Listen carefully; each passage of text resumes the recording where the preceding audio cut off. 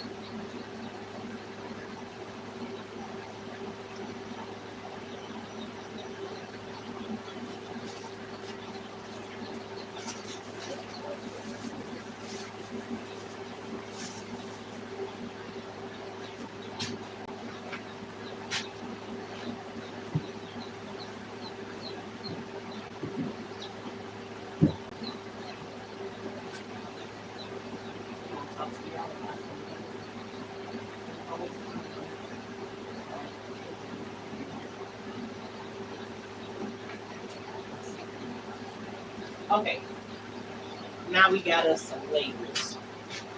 So let me pull y'all over here while I do my labels on them, and I'm going to individually label them.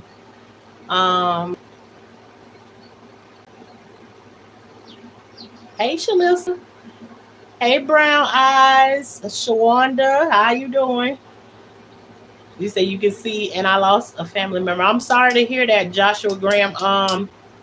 We went through that same thing last week, so I understand. Um, that's right. Ain't nothing wrong with start. Yeah, ain't nothing wrong with starting over. Hey, Miss Coffee, Silky Black, how you doing today? What we doing is we restarting. I done destroyed some stuff out in the garden. It didn't do too good. Well, I actually didn't destroy it, but I didn't go out there for a minute or two, and that means like a day or so, 2 days, 3 days, or something like that.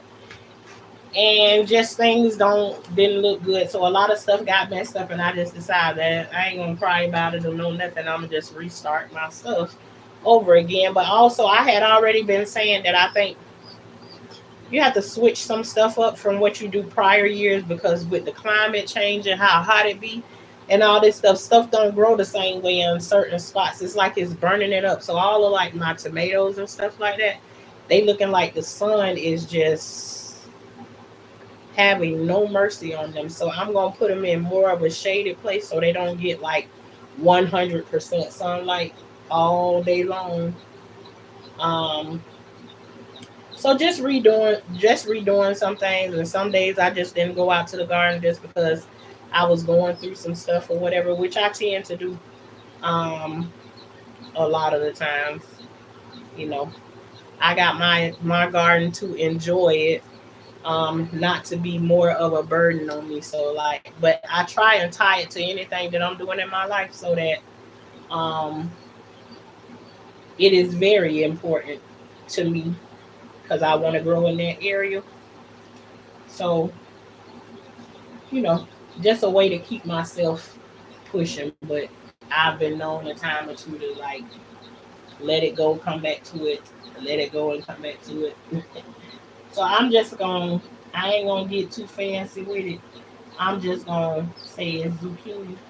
Is that fine with y'all that we just name it zucchini? And hopefully I'm spelling it right. Y'all ain't gonna say nothing if I don't spell it right. We know what it is. And knowing me, I still did spell it wrong. So, but anywho, we ain't here for the spelling bee. We here to learn how to grow.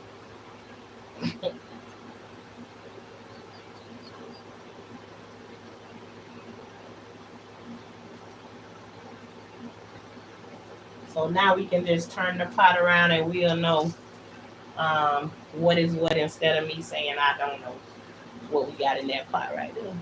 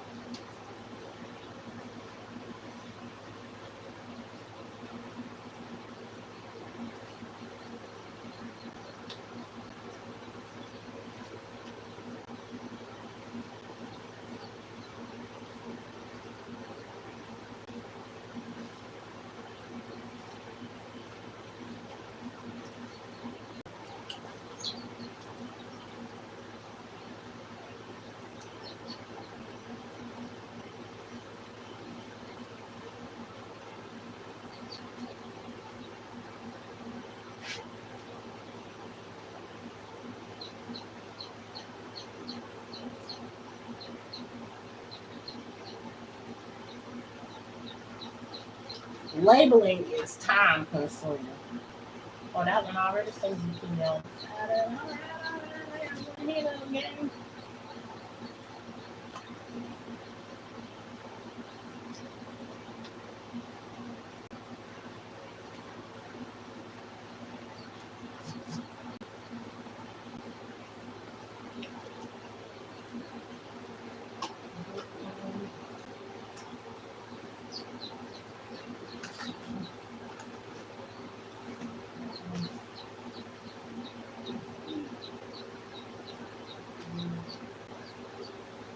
Okay, I need to make one more label before we can move on to the next. Only because I said I'm a label.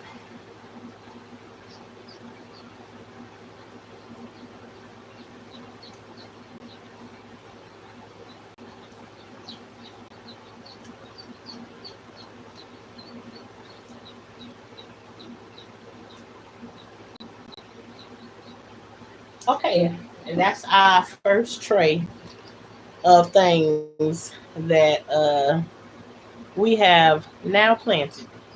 So now we got us 12 squash, not squash and zucchini. We can't say that this time because the last time that's what we were saying was squash and zucchini because I didn't label them. But this time we labeled so we know we got zucchini.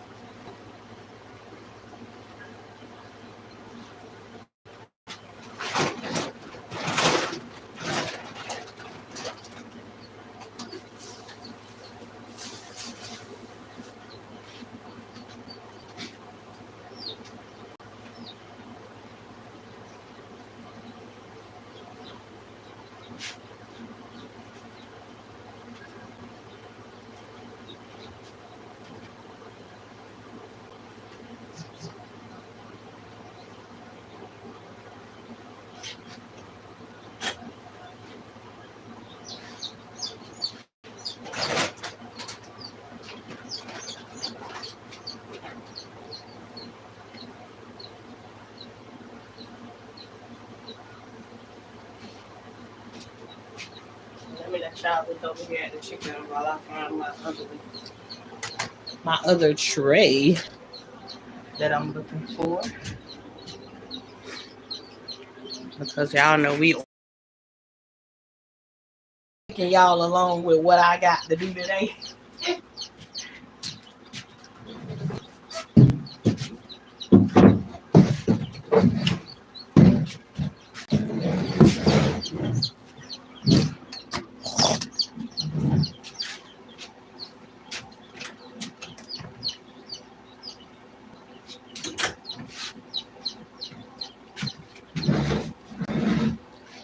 See, they doing real fine just by being in there eating food and everything.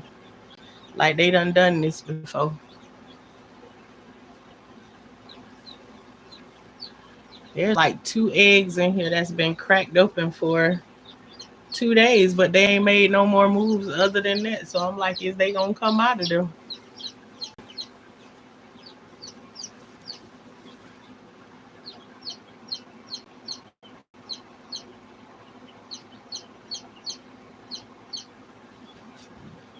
I don't know.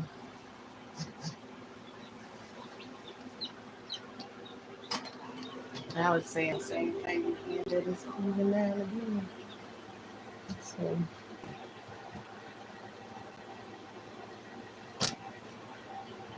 yeah, it's got 2 eggs in there that's been cracked for like 2 days. You come out of here. You being too aggressive. You got to get in with the big guys. Yeah, you being aggressive, so I gotta take you out of there. You can't pick on the little guys. You can't pick on the little guys like that. Nah, you come in here with the big boys. There you go. Get you some water. There you go. Get you some water. All right, now you join in with the big guys.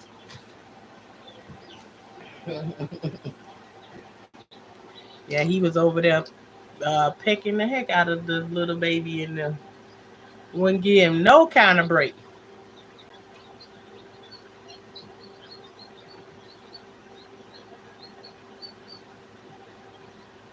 Yeah, you get in there with the big guys.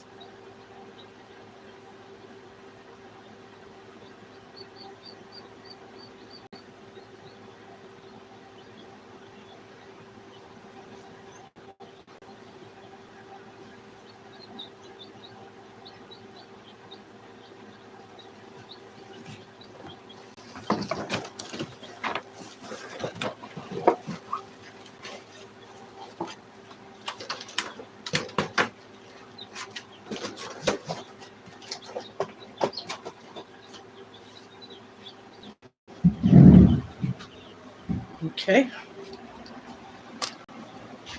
Gonna let them guys be over there for a minute and bring y'all back over here. Back over here with me again.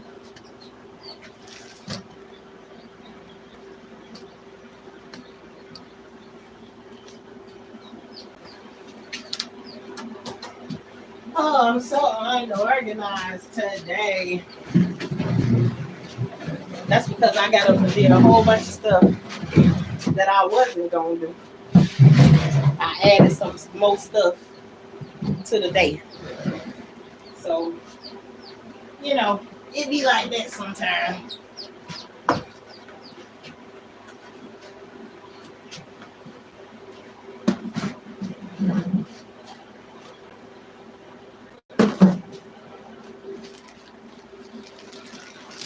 Okay, so this tray that I got right now, y'all done seen this tray before. Y'all seen this tray before. We had our tomato seeds and stuff like that in this one before, and I'm going to use this tray right here again for my tomatoes. But I don't know if that's the next thing that's gonna come out of my pocket. But anyways, we gonna fill this tray back up, these cells back up. with my tomatoes. So let's just see what I'm gonna pull out of my pocket this time, and I can fill this tray with. Um,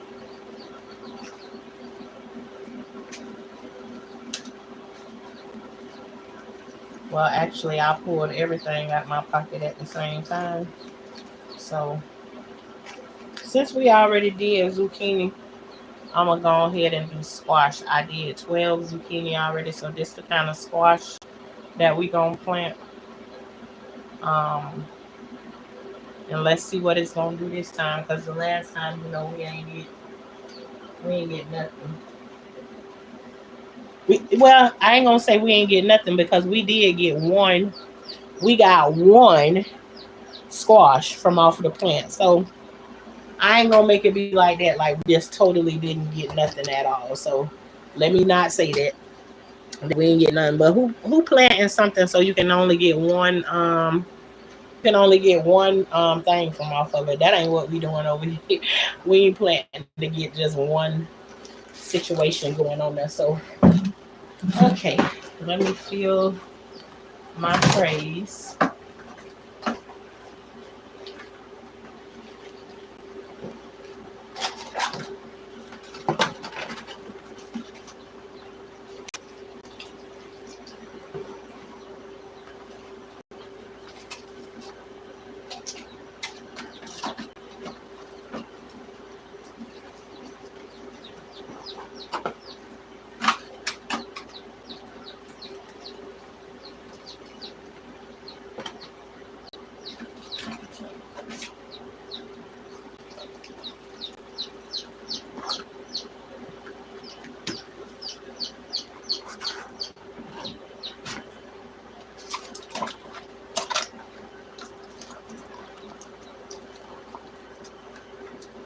And I hope y'all are growing something in your garden or something, no matter what it is, because it's so beneficial for you to grow, get your hands out in the soil and all of that kind of stuff. And you ain't gonna know it until you try it.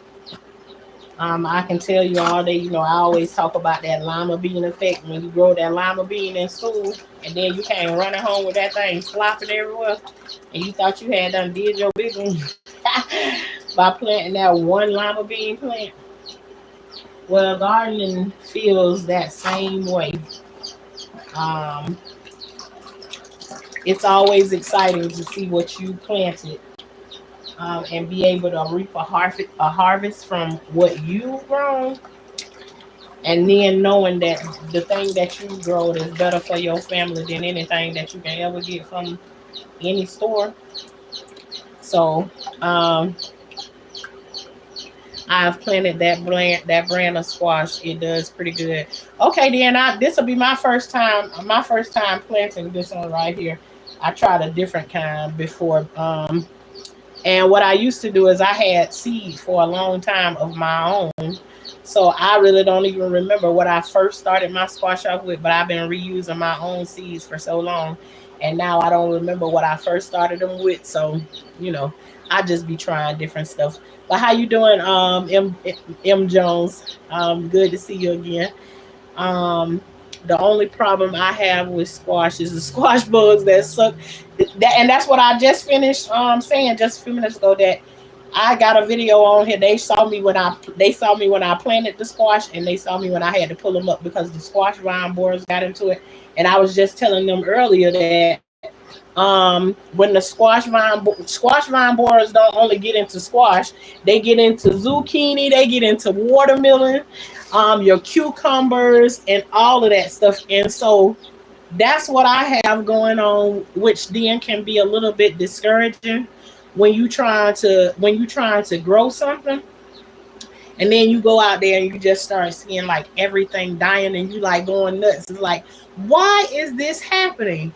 Why is this happening? And you have that moment where you just like want to throw your hands and be like, forget this junk. But then you start back thinking about what gardening does for you and all of that good stuff right there, and then you'll be mad about it for a little bit, and then you just go back out there and you do what it do. And like when I get mad about stuff like that, my husband just be like, "Well, you got all of those seeds in there. What you waiting on? Go ahead and plant them." So, after I get that little bit of a push or whatever, then I eventually go back out there and get it done, get back on it. I haven't listen. I done left my garden here at home, and the whole thing died out. I took my garden with me where I went. I went and created a garden in the place where I was at the time. Helping somebody else out is like I cannot go long without gardening. The best I've ever did it is maybe a week going without gardening for a very, very long time. So, um, garden is very, very, very therapeutic. You can be feeling the worst of worst, but if you can go out and put your hands into the soil, it's almost like the toxic things that's going on the inside of you and everything. I mean, and even sometimes take your shoes off when you do it and use your feet. Let your feet be in the soil and your hands be in the soil. And I'm telling you, you can go out in the garden and you can be feeling like raising all kind of hell when you go out there. And it's amazing how when you come from out there, you go and take you a shower and you rinse all of that off you, the sweat that you done poured out and everything. All of that is toxic stuff coming out of your body. You go and take that shower, it's like you feel amazing after going to do that. So I can only tell you about my experience in gardening. So and I have a lot of traumas, and with trauma, toxic things run through you all the time.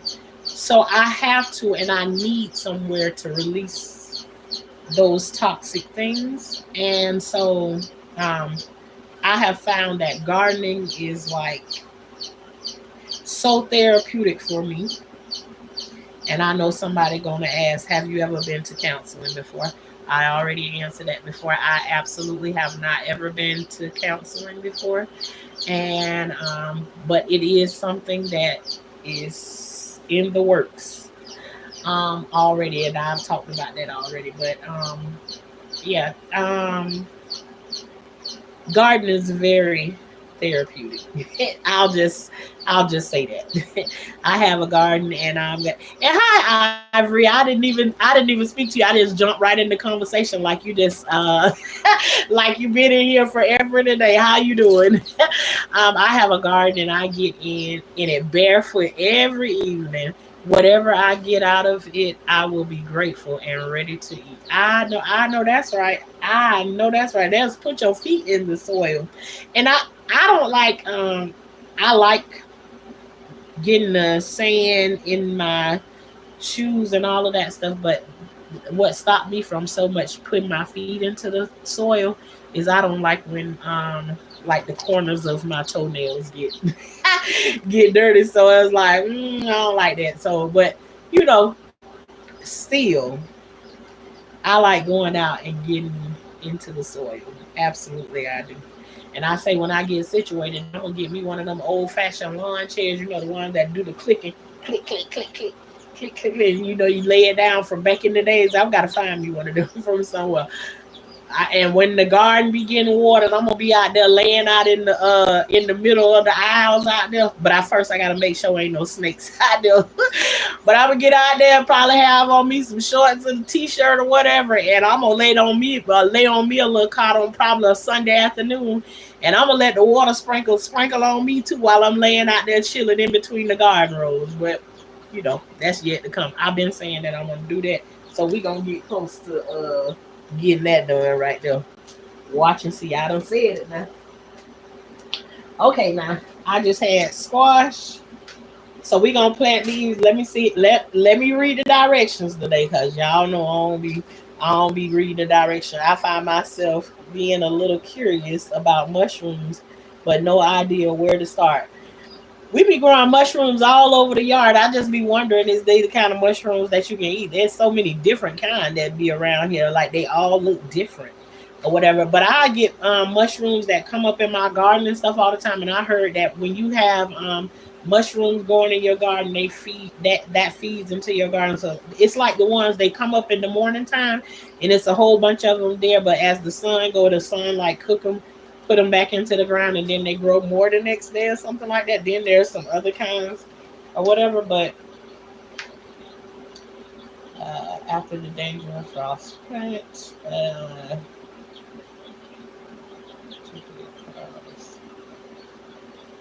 Well, how deep it supposed to be in the ground? Okay, it say the same thing like what it said for the squash. For the zucchini, it said to put it an inch. So I fill these pots halfway. So what I'm gonna do is I'm gonna stick these down in the soil, just like I did the other ones, until this part of my finger push the seed down as far as it gonna go, and then I'm gonna let that be what it gonna be. And then we gonna have our zucchini and our squash all ready to go. So I got 6, 7. I got 10 pots here. I gotta go grab some more. And let's see. They had 12.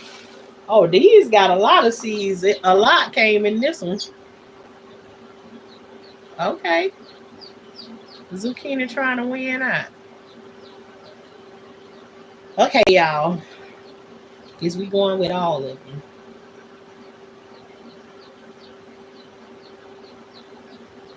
I ain't putting no seeds back up, so we gonna go with all of these. But I think what I'm gonna do is in each one of these pots, I'm gonna put two squash side by side each other.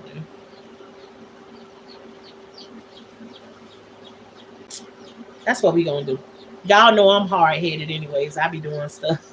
I I stick to USDA for the mushrooms. Yeah. Stick with them because it be so many. And you know they have those apps where they can tell you like what kind of plants it is and stuff like that. But I don't know. I don't mess with none of them anyways. Out there in the garden like that, I just get the ones from out of the grocery store whenever I'm gonna use mushrooms with them. And some of these seeds don't look like they gonna do much of anything. But anyways, I'm gonna put two of these squash in each one in each pot. So and we gonna see what they gonna do. Is it gonna come up or not? But these don't look that good. I hate when you get a pack of seeds and they look like the store know what they was doing when they sold these seeds. So, but okay. And remember, I said always do the that little point that's right there on it. Hopefully, y'all can see that. You see how it has a point right there? That point is what goes down into the soil.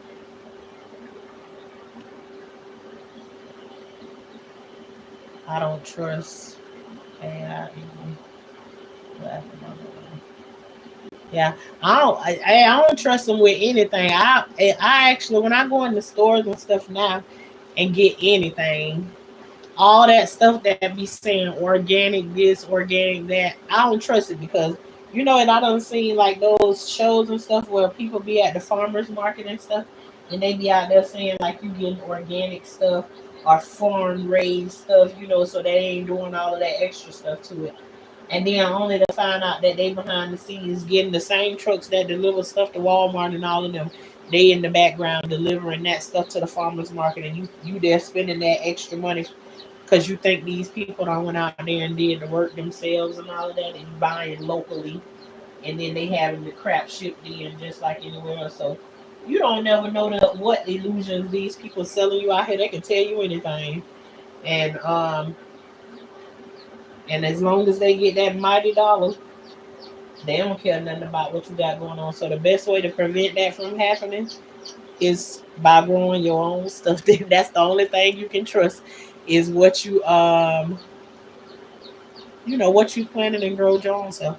I need to know the source of the mushroom I like I like them, but I also know they are a fungus. Yep, they absolutely are.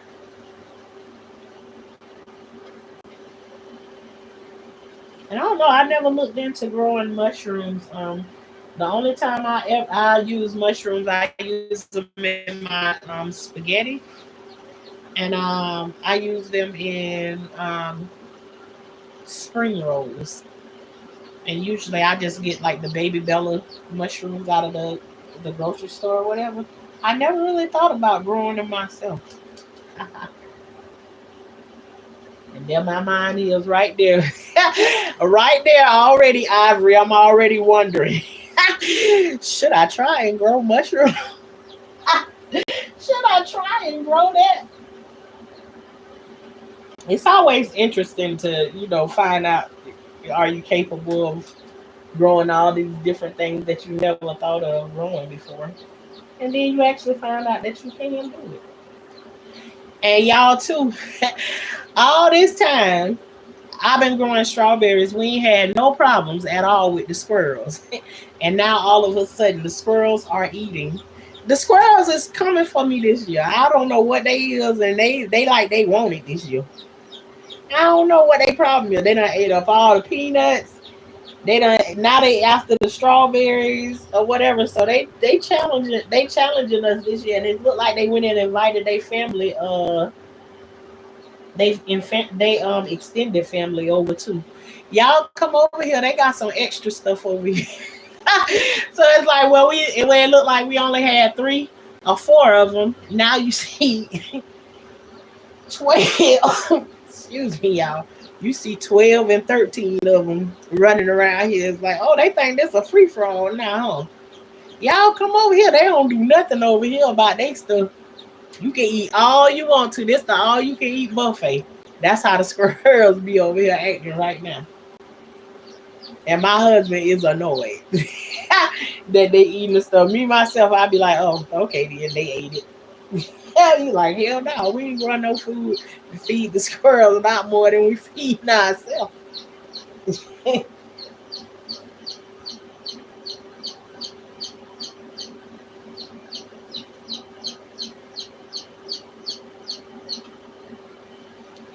I love the big portobellos, and you can slice them. You can find them like a burger or like a piece of meat pie. Oh, they be that big? Oh yeah, they have because when I used to do shopping for people, I done purchased them for somebody before. You absolutely right. They do have some really big ones. Whoever tried making French fries out of tofu?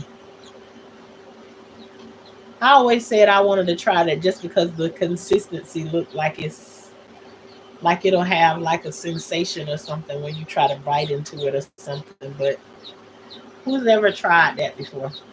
Make French fries out of tofu. And a lot of people buy French fries from the store. I in particular don't really like buying store bought French fries.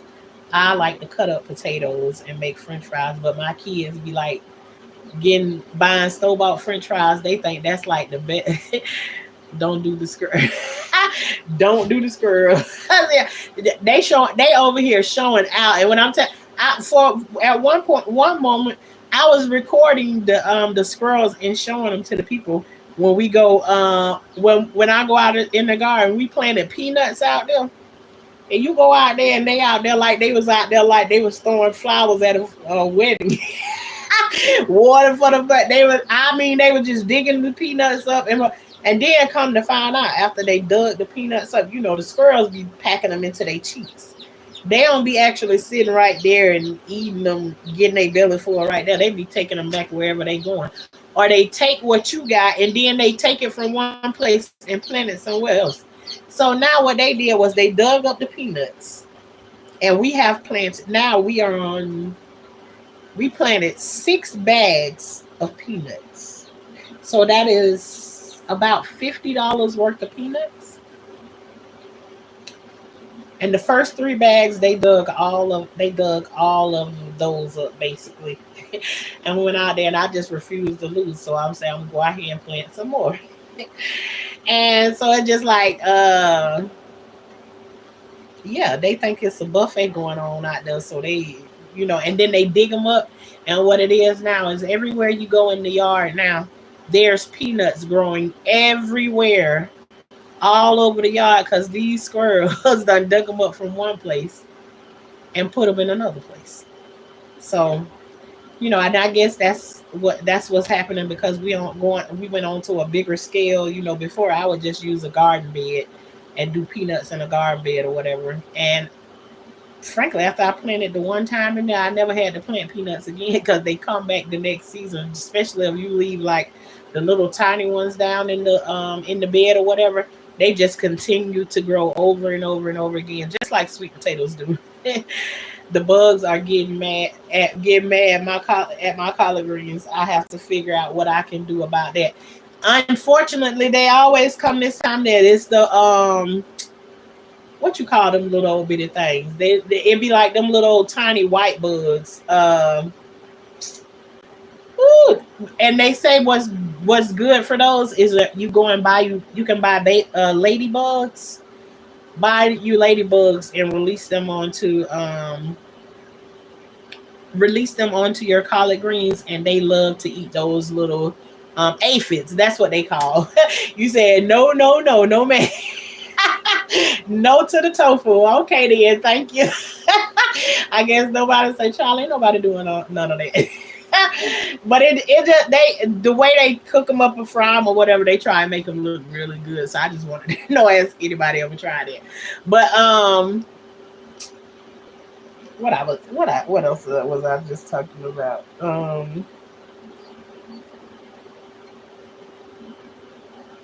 I don't forgot just that quick. Um, but yeah, the squirrels they get so disrespectful. But you can release ladybugs onto your collard greens. But I always find that this time of the year, my collard greens always look the worst. And so sometimes they make it through this summer heat, and sometimes they don't. Right now they still looking good, but I also am starting to see those little bugs, those aphids on the collard greens. But um, my lizards over here done quadrupled, like what you call the gremlins. You know how you drop water on the gremlins and they just start multiplying and popping out everywhere. The lizards over here is like that, and usually I'll be in the garden and the kids be trying to catch the lizards. I'll be like, y'all leave my lizards alone because they keep down the bugs and all of that stuff. The way they out there is they moving around like teenage mutant ninja turtles all over the place. And sometimes they be scaring me with all the noise they be making with the leaves and everything. So I'm hoping that because there's so many of them out there, I hope they be riding them collard greens and just eating them little bugs from off of there. But so far, no luck. Now there is I think BT works for aphids. I just don't remember because I don't like to spray stuff on my collard greens. Let me tell you what I used to do for my collard greens. How I made it through one season. When I go out in the morning and I water my collard greens, I just spray all the aphids off of the back of my collard greens and stuff like that. I go out there every single morning and do the same thing over and over again. And they still all be there, but it like helped them make it through. Some of them, like they start to make them rot in the center or whatever. But I know exactly what you're talking about with them. Have you ate tofu before? Nope. Never tried it before. And I walk past it because when I go through there, I get the little wraps for the spring rolls or whatever over there in that area.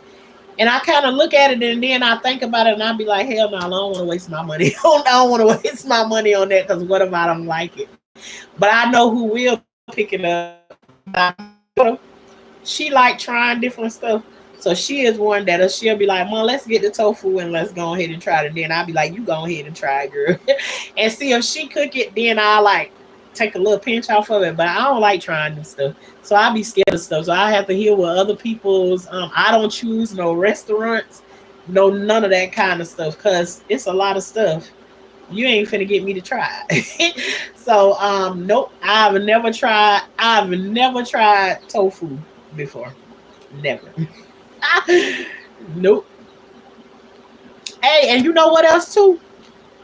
You know I know people who eat squirrels.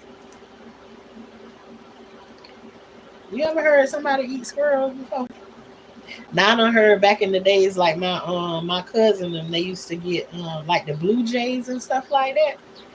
They used to get those and then they used to cook them like chicken, like fried chicken. I ain't never ate it before, but I'm telling you what I used to see back in the days. You know when we was growing up. Um, I'm cool with the lizards. I'm cool with the lizards, long as they ain't on me. If you understand what I'm saying, the only thing that I don't like about the lizards is that when they crawling around on the ground, they make noises like they be ruffling the leaves and stuff on the ground, scared the crap out of me because snakes. Now the snakes, we ain't doing that. I can't do no snakes. Nope, nope, nope. I'm not gonna do that. So but yeah, my greens mess up like that every year. But so far this year, I planted them really close to the house, so like the house provides like the shade for them through most of the day. So it's not like a lot of sunlight that shines in the area where I have them planted. It. Um, my mother used to put some type of powder on there from the kitchen. I also know that you can use diatomaceous earth, which is something that naturally comes from the earth. I have diatomaceous earth, but I use it in some. I'll use it like the plants what I took from out of here, the squash and zucchini that I was trying to grow on the inside, but I thought it wasn't working good, so I moved it outside. I sprinkled diatomaceous earth on them to like kind of give them the chance so like the squash bugs didn't get into it or whatever. But I use diatomaceous earth because I sprinkle it into my chicken feed, and it helps deworm your chickens and stuff like that. So that's what I use it for. But they definitely say you can use diatomaceous earth and you sprinkle it, you dust your flowers with it, and diatomaceous earth will, when it gets on the aphids, it kind of like dry them out.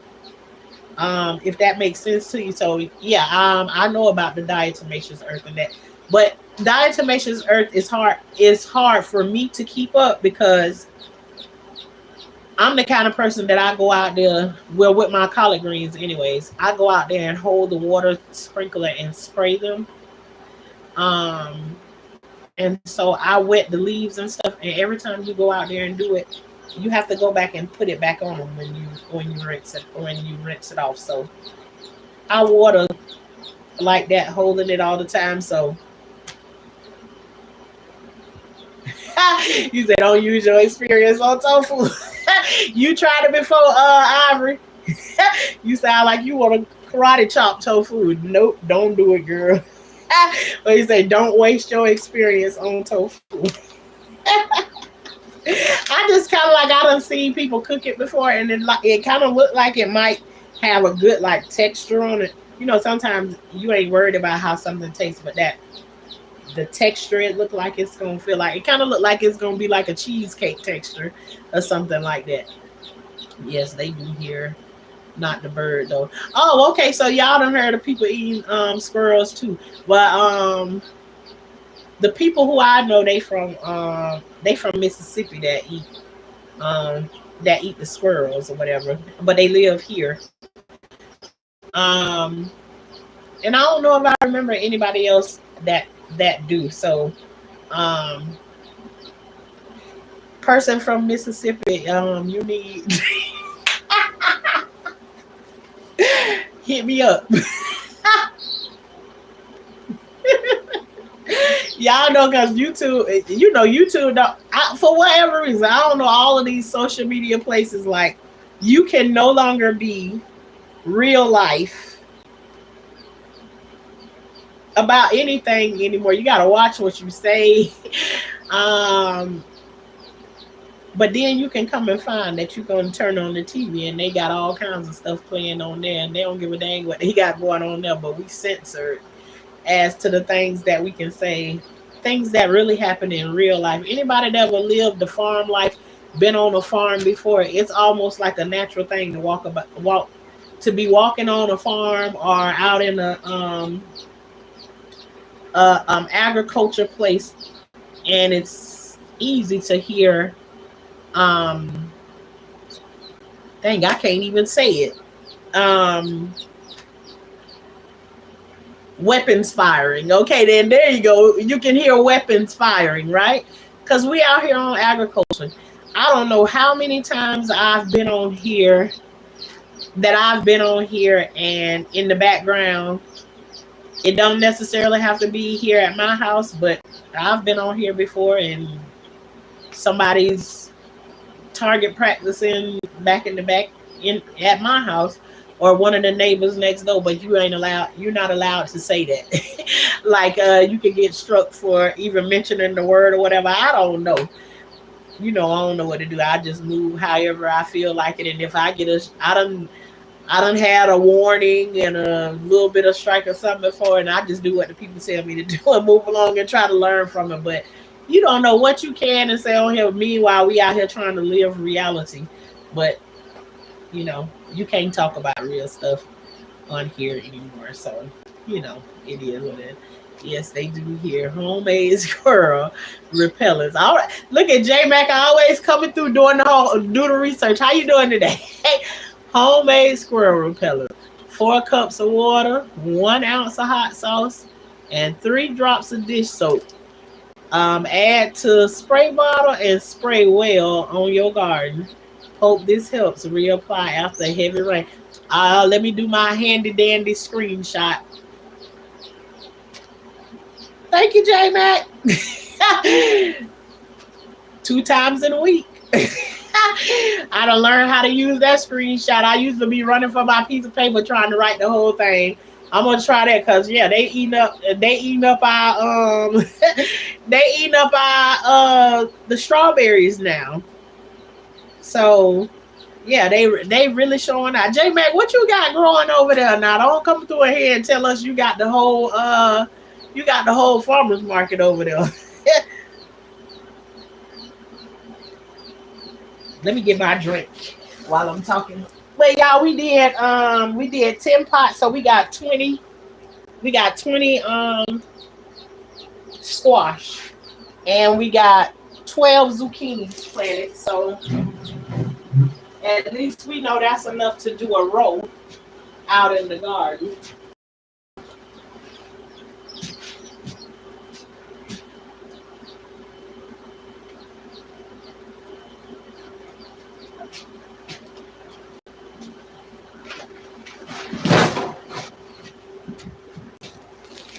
Okay, trying to trip me down.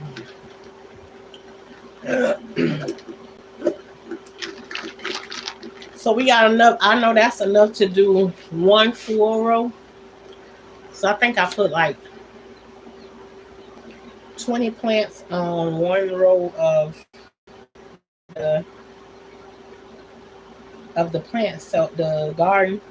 So we'll see.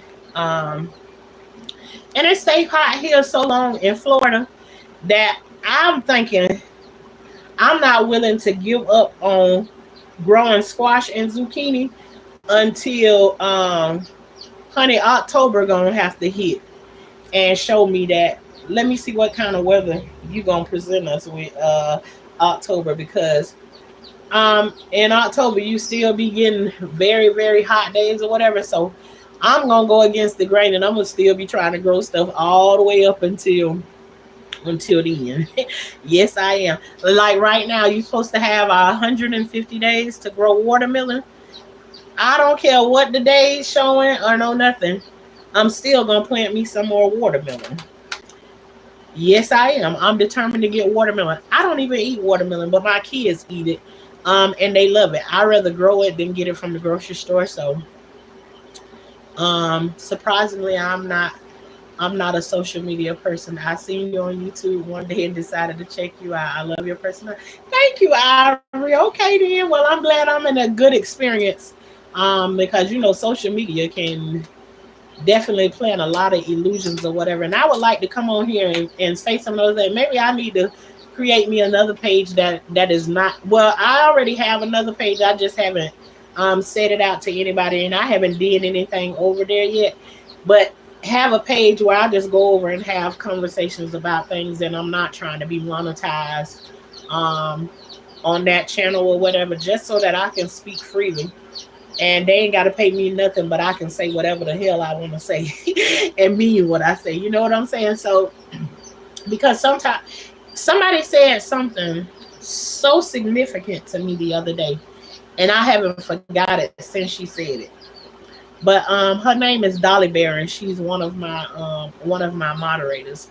But she came in the chat one day, and she said the one thing that she does not like about being monetized on YouTube is that the traumas and the things that you've been through in your life, you have to come and downgrade what you've been through to call it a great instead of actually what it was. And so when she said, I refuse to come on here and say what happened to me a grape versus what it actually was. And when she said that, I felt that with every fiber of my being. I waited for 46 years to open my mouth and say something about the things that had happened to me as a kid. And it was almost as if I was forced to do it. And only to come on here and think that you still not free enough to be able to say it, whatever it is that you want to say without it costing you. So, I just view it as our freedom of speech is being diminished more and more every day. And there's other platforms or whatever that you can be on. I think you have more of a freedom, but right now this is the one that get with the other platforms and everything. But I haven't done it yet. I've tried it a couple of times, but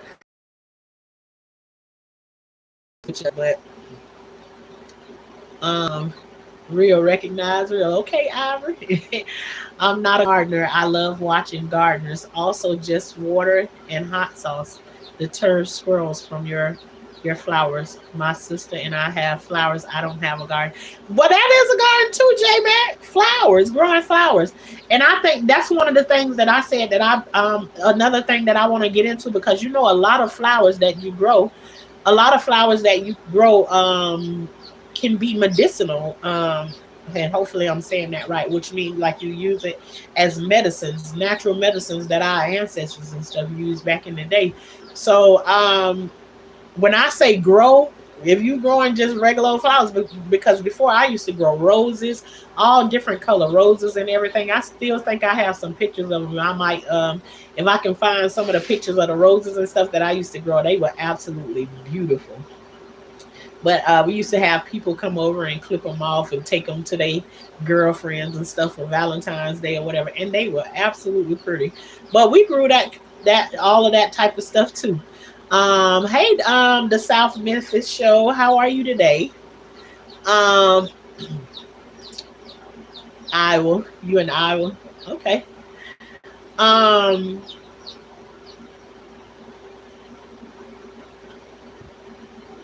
but yeah, all of those. I mean, different kind of things. I don't just. I'm not just encourage. I don't want to encourage anybody to just grow food.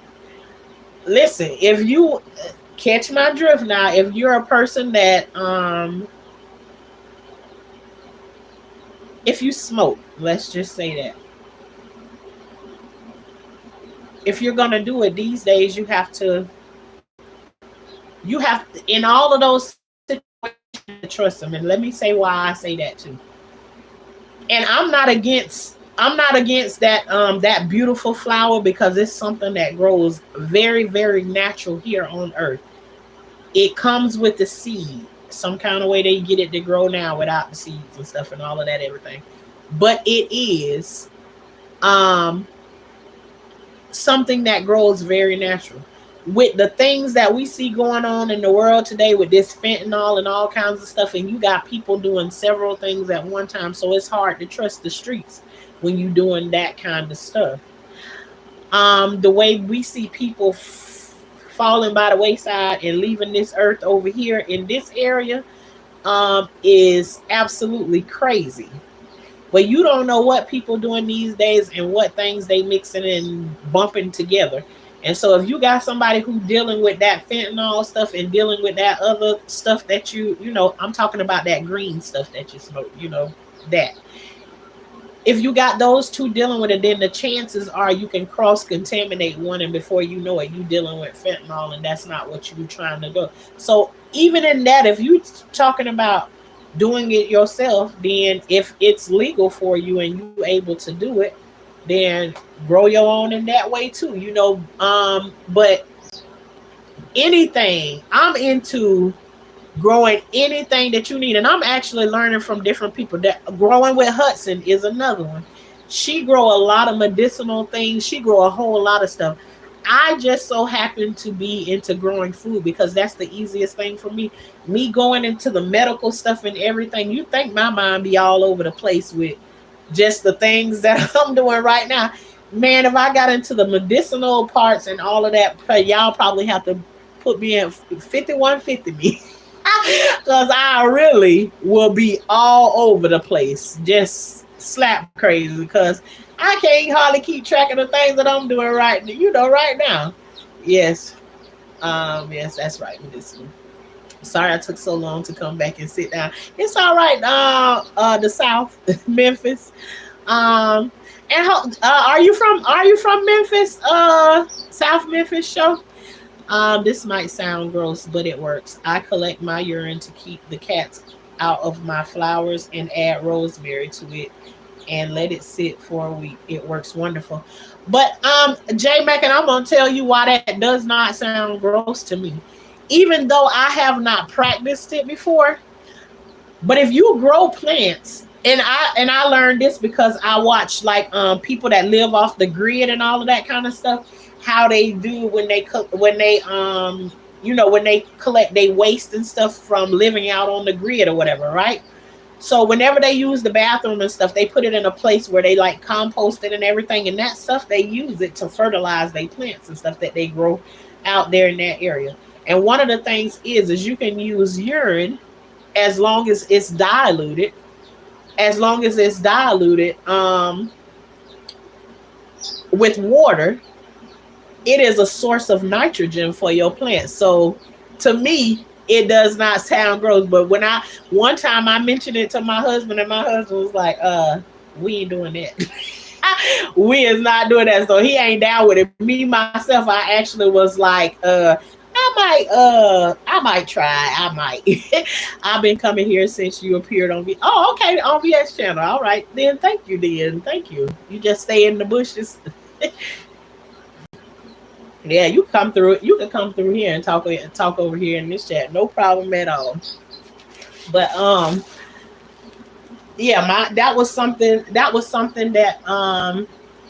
my husband is just like, nah, we can't do that. So I even had talked to him about that before, and I always wondered that when I had my first garden, I never used fertilizer on it before. So when it came down to, I'm telling you, I went out that time when I go to YouTube and stuff, and I type stuff in to try and figure out what it is that you're supposed to why is my plant looking this way, and my plant was turning yellow.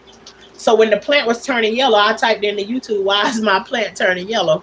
And so it need nitrogen. Okay, what are sources of nitrogen? I ain't know nothing about the fertilizer and all that. That's when I first started using blood meal and bone meal and that type of stuff. And I was like, something got to be better than this blood meal and bone meal and stuff because this stuff smell horrible.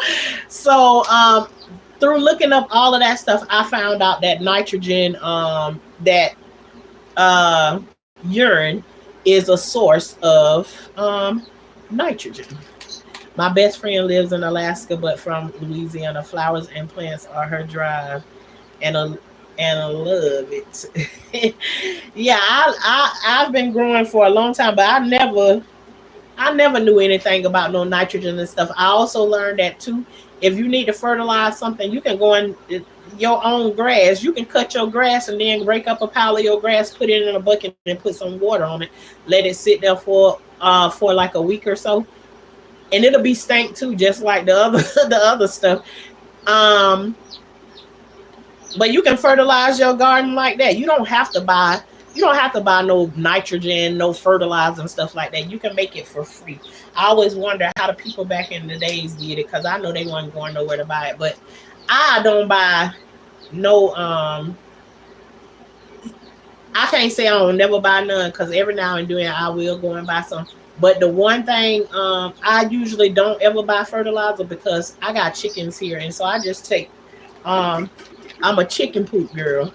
So we use the chicken poop over here from out of our chicken pen, the fertilizer I plant. So I bought one bag of soil in the past 2 years, 3 years. And that's because I wanted to, because everybody on here that I'm talking to, they don't have access to chicken poop or whatever. So I wanted to use something else to like show that you can use other things or whatever when you don't have the same source that I have. So, you know, like that.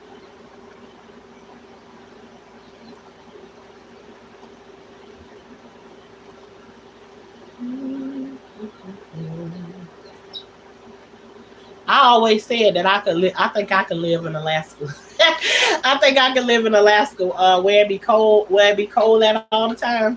I think I can do that. Ooh, because sometimes this sun be so annoying over here. But I always said, but I don't think I can deal with. They say it be dark over there a lot. I can't live in the darkness. Mm-mm.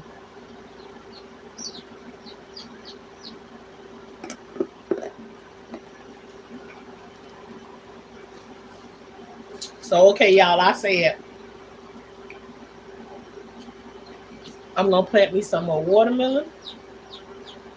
So these right here are the watermelon that I'm gonna plant. Sugar babies and crimson sweet.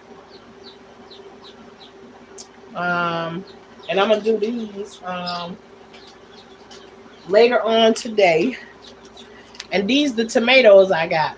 But before I plant these tomatoes, I actually want to go and look from. I need to find my tomatoes what I had from my original tomatoes from God knows how long ago, because I like using the seeds that I had from my plants that grow versus using the ones that I got from the store. Um, so I need to go and look in all of my places where I have all of my different things going at, and find my other things. And then if I get back to planting some more stuff today, because I'm all the way down to the bottom, I have no more of that the soil that I've already made up today. And we can just continue planting tomorrow. But already I don't like for the lives to go 2 hours, but this one is already up to 2 hours already. So we go on pause this one and come back. But thank you all over here for joining Life with Tashana, where life is like a box of chocolate. You never know what you're gonna get.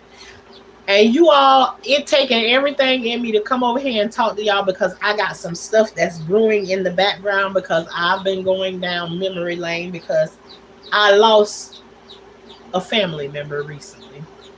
So, you know, when you lose a family member recently, you start going down all the memory lane things of what you've been through, and all the good times and all the laughs and everything, especially when you growed up with somebody from day one. Um, so you going down memory lanes, and a story, one of the stories that I went past going through with one of these, with this family member, has been stuck in my mind now for like 3, almost 4 days. And so those of you all have been here already know that when I get stuck on a traumatic situation like that, I speak on it a little bit, but dance around it because I really don't want to talk about it. But I already know I'm going to end up talking about it. So I'm just kind of waiting until I get to that point to where I want to push it out. I don't just want to come on and tell the story and tell it like I really don't want to be here telling y'all that. I really want to get into the story and be able to tell it. So that story is going to be coming out real soon. And I think that with this story, because I have to, I did a members only, but I haven't announced it to you all that I did a members only. So I actually had some. I didn't. I set it up, but I didn't tell anybody that I had a members. So I have someone who actually joined my members only, and I actually thank JL for joining my members only. I want to give appreciation to that. So being that she is paying for members only, she or he, because I didn't check and see. Being that I have a members only, I'm probably going to tell that story. So if you don't catch it live, it's going to be up under members only. So I have to do something that somebody found enough value in me to buy a membership. So I have to give them something special. I absolutely do. And so probably when I tell that story, then then and J Mac, y'all my 5150 Shauna, get on back over here now. You're going a little bit too far. Come on back this way. Because I don't actually want to be in no 5150. I done been through some mental struggles before. And honey, that fight alone inside your head that ain't nobody else can really do nothing about it is a struggle all on its own. So but most of the time somebody just direct Shauna, you don't went far enough.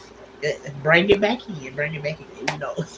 Just a little, a little talk. Be the 5150, but come to Iowa first.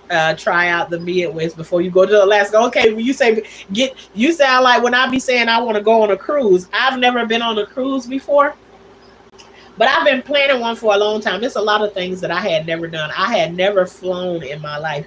I didn't fly until I was 45 years old. I was 45 when I took my first flight. And I still hate flying. I don't like flying. I said I would never fly, but I did that. I climbed over my fears, and actually to this date, I think I took a total of, let me see, about, if you count where you had to overlay one time or whatever, then I done took a total of 7 flights before, and it still ain't something that I want to do, but I tried it. But a cruise is something I actually want to go on. But talking about getting to them baby steps, so the first thing I want to do is before I commit to going out there on them big waters, is I just want to do like a little, like the casino. Like here, they have like the casino cruises where like you can go out and you can go on to casino cruise for you'll leave around 6 and you'll come back at 1 a.m. I can do something like that. At least that's a short amount of time versus going and jumping on a big ship for the first time and you get out in the middle of the water and you mess around and find out. Yeah, I ain't got no time for that. Let me find out on the little short one. So those are things that I want to do, and so far so good. So I done did the flight. Um, and I said I also want to do the train. I want to take a train ride. But then as soon as I said I want to take a train ride, somebody gonna tell me about, well, when the train go through the water in Jacksonville, then it's creepy. I'm gonna stop telling people about the things I want to experience so they don't get a chance to tell me nothing about the bad side of going to have those actual experiences. So if I ever go to Alaska, Ivory, I'm gonna make a stop to the I'm gonna make a stop to Iowa first, and I'm gonna go to Iowa first, and then take a pause, and then I decide whether I want to go to Alaska, because then Iowa might change my mind around. And I'm also somebody I have never experienced snow before. Never been in snow before. Everybody always say, when I say that, they always say, "You got to be from Florida." And I was like, "What? How you know?" Because anybody who live in snow is not interested in going to meet the snow. They don't care nothing about it. Actually, it's like nerve wracking to them that it's snow. But me myself, I keep trying to be in Virginia when it snows. But every time I go, it either squirt around me or it do like the little flurries or whatever like that. So I'm waiting. I just told my sister to put me some go outside. She send pictures and stuff or go out and videotape it while it's happening or whatever. And I'll be like, girl, put me some in the cup and send it to me in the mailbox. She said, okay, but I'm sure it's gonna be liquid by the time we get there. But at least I have my cup of snow. I know you've been through a lot, but you are a strong individual. I just have to understand what 5150 meant. I'm there with you. Hey, I say 5150 because golly, what is his name? Corey Holcomb. Corey Holcomb be he talk about the 5150. It's like people do crazy things and sometimes they need to be they need to be brought back to, you know, put some restraints on it. But in like the it's like a like J Mac, you be the one be pulling up all the definitions, everything. But I also think it's like a term like they use when like somebody out of hand in the you going through a mental episode or whatever. And I can joke about it and laugh about it because let me tell you something. I have walked in those shoes before. And sometimes those things that was the hardest times of your life, they say the things that make you laugh can also make you cry. And I can tell you that some of those things that make you laugh can actually make you cry.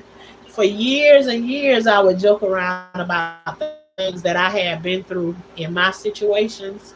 And it's almost like one day I actually realized that how devastating the stuff is that you telling to somebody and you telling it as if it didn't have an effect on your life, but life had taught me to laugh at it. I've never had time to pause and say, this stuff was really messed up that happened to you. I was just taught, and I told y'all the first experience I had with that is every time we would have like a reunion or something, we would be sitting around and we laughing about the time when my brother shot me in my leg, and only because he knew I was going to get another one to return the favor. They're laughing about that I was going back to do it to him, but just one day laughing about that story, and I realized how traumatized I was from that one situation. Yeah, we laughed about it and laughed about it, but I never thought through all of the stuff that I went through with that one incident. So the things that can make you cry can make you laugh, and the things that make you laugh can absolutely make you cry. um, but thank you, J Mac, very much. Grief is the last act of love we have to give to those we love. Where there is deep grief, there was great love. Yes, I will fly around the world. A ship? You said that's questionable, huh? That's questionable. And let me tell y'all something. Y'all know, y'all know that barge that hit the bridge in Baltimore, right, and took it out. They keep calling it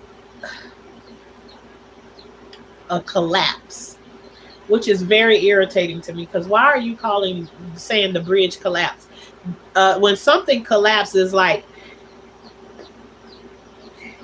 you've been in some sort of accident, like a lung or something like that, done collapsed, something done punctured it or something. But they keep saying it like the bridge just collapsed. The bridge did not just collapse. Why aren't you mentioning the barge that ran into that bridge to make it collapse? Like, I hate when stuff is being explained in that way, and it's like, but when that thing happened with that barge hitting that bridge, if you go and look online, you'll see that it's almost like it's just something that, like, you get copycat after copycat. And I don't know if it's been happening all along, that this thing happened on the regular or whatever, but I never hear about it until you hear one thing, and then it's just like a continuous thing. Just like the things with the airplanes here, it make you not want to fly anymore, because every time, one week, every day my husband turned on the TV. There was 4 different things that went on with airplanes in 4 consecutive days behind each other. One day the plane was up in the sky flying, and one of the wheels flew off from up under the airplane. The next day, an airplane flying in the sky and it's shooting out all the hydraulic fluid up in the air while the airplane going. The next day, an airplane flying in the sky, and one of the engines blow out on the airplane. And then the next day, one of the wings or something is cracked on the thing, and I say, honey, right there, that's already enough. Nobody don't need to be on none of that. So I understand what you say. I will fly around the world. A ship, you got side eye, you side eye the ship. But I actually want to have that experience because here we over here on this side where there's, I'm here in Florida. We surrounded by water. I used to go out there to that to Cape Canaveral, and you could be standing right there. You be so close to those ships sailing in and sailing out, and how massive and huge they are. Standing right there looking at it before 9/11 came. You used to be able to go there and stay, and it was such a beautiful thing to go over there and be able to see it. It's like wow, right up close and personal. So that always made me dream, and I've never left Florida. I left Florida one time to go to Moultrie, Georgia, but we went there to go to church. So we went to visit another church in Moultrie, Georgia, and I actually had a good time when we went there. And I wish I could meet the people. I know one of the people who I met. I remember her name being Francine back in the days. And oh my God, I think I would scream if like Francine remember me visiting them from way back in the day. But it was Francine, and I think she had some other friends or something. But whatever, they was from Moultrie, Georgia back in the days, a long time ago. That was back in the 80s. That was in the 80s when we went there. But I remember Francine from Moultrie, Georgia. I don't know what her last name was, but we went there with the church and we had a good time there. But it was the only time in my childhood that I ever left the state of Florida. I didn't leave Florida again I didn't leave Florida until I was 45 years old. So and now like I want all of those experiences. My husband done been all over the place. And like he introduced me to those things. So now it's just like I want to experience all those different things or whatever. But some of them I'm like sketchy of. Even on road rides, I'd be like, we ain't going up that bridge right there. No, none of that stuff. I have been through hell to the that I ain't living in the hell. Yep. Um, I have been there too. There is so many stories and stuff that I have in my mind, but it's like I also have that thing of where you've been told, crying you're weak or whatever when you cry or whatever. So usually I don't want to tell the story until I'm almost to a place of where like I can't deal with it no more. So like this story that's been in my mind, a part of me want to hold on to it and not say anything about it. But I'm sure people in my family have heard about it, and plus my family know already. I'll come on and talk about things that is bothering me at the moment. But being that I just lost this family member and it was something that I went through with her, me and her talked about it and everything, and um, we was totally fine with it, but it is there at the front of my mind now. And it's like everything else I've been able to think about and smile and laugh through it with her and know we went through that and we got through it and it is what it is. But it's like now it's like I've never told the story so that, and the name of this story is, I'm gonna let y'all know right here right now, is and then there was Tyrone is what gonna be the name of this story. And there's a lot of Tyrones in this world. So if Tyrone at this time he want to jump up and down and say it's me, well, I'm also gonna be here to say, yeah, Tyrone, I'm talking to you. Cause see, where I was so much younger back then, when Tyrone did what he did, I'm a full grown woman now. Um, and so I've been trying to go to sleep now with this story in my head now for 3 nights. And I keep saying, I always go through this same process every time. What I do, the first thing I do is when the story come up in my mind, I'll end up having a dream about it, waking up in the middle of the night, which is the first thing that happens about it, right? The next thing that will happen, in which this dream came 2 days after my family member passed away. This dream came 2 days later. Wake up to the dream. Then the next night, I try to go to sleep with it. I end up waking up from the dream, but I just get up and go to the bathroom and then try to go back to sleep. And I wake up with it the next day. And now at this time, I'm at this frustrating point because I'm frustrated because it's waking me up. And I know the next step that comes after that is that I'm going to be in a position because I'm crying because I feel like I'm being forced to tell it. But it is the process that I go through because it's like whatever is in there is like it's being pushed up. And the only way to get rid of it is for it to be pushed up and pushed out. So I understand the process. I see the way that I do it. And maybe one of these days I will change the process that when it comes up, I'll just go ahead and tell about it instead of going through all of those different channels. But it is the process that I go through to free myself of whatever it is that I'm going through. I've been in a lot of, and even as I'm saying anything about it, it just sitting here thinking about all the scary situations that you've been in, that you've been put in, and everything is absolutely crazy. But you all, here I am. I'm past that 2 hour mark or whatever. But like I said, when I do this video right here, it is going to be in members only, and then only because I got to be loyal to the people that are putting in on my membership, and I appreciate you all for that.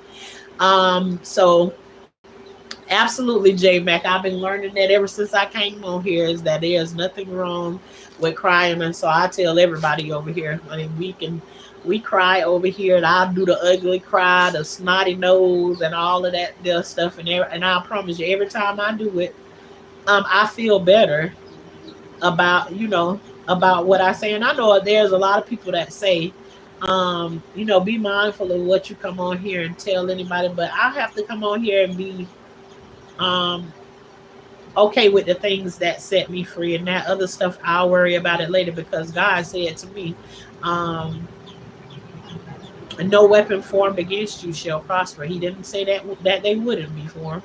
He just said that they wouldn't prosper. So in that way I move along.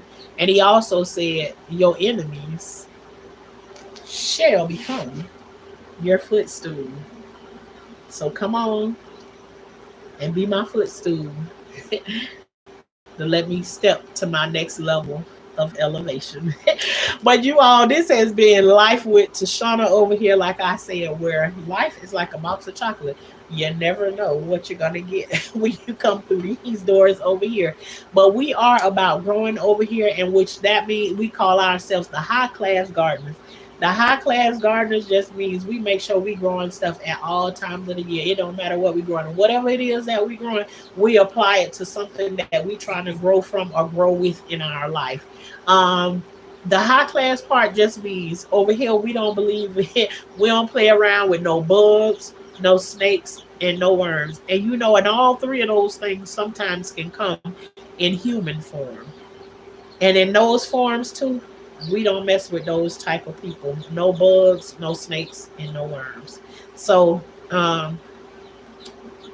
if you're interested in growing that way and becoming a high class gardener, all you gotta do is hit that like button, the subscribe button, and share every now and then if you want to. But come over here and join us. We talk about some of everything over here, not just gardening, everything. Whatever our conversation lead us to for today. But I just want to say welcome, and I appreciate you for coming through and chilling with us on today. Until next time, which could be later on today.